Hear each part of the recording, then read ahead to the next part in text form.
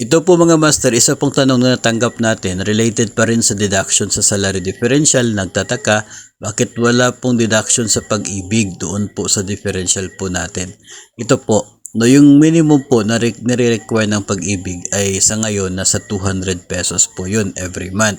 January 100, pagdating po ng February hanggang sa ngayon ay tumaas, naging 200 na yung contribution natin sa PhilHealth sa pag-ibig.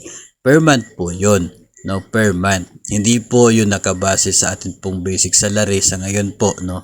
Although meron siyang basic salary na basihan, pero yung level kasi ng basic salary natin ngayon ay mataas na, no, compare doon po sa basis ng pag-ibig.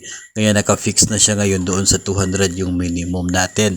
So ang mangyayari po niyan, dahil nag-deduct na po ng 100 noong January, 200 naman from February until now, no, kahit po walang salary increase, gano'n na po yung halaga na naging deduction po ng ating basic pay.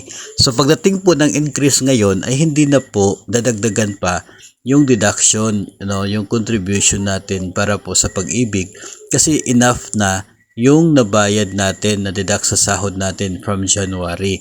Enough na po yun doon sa limit ng pag-ibig, doon po sa allowed ng pag-ibig na yon.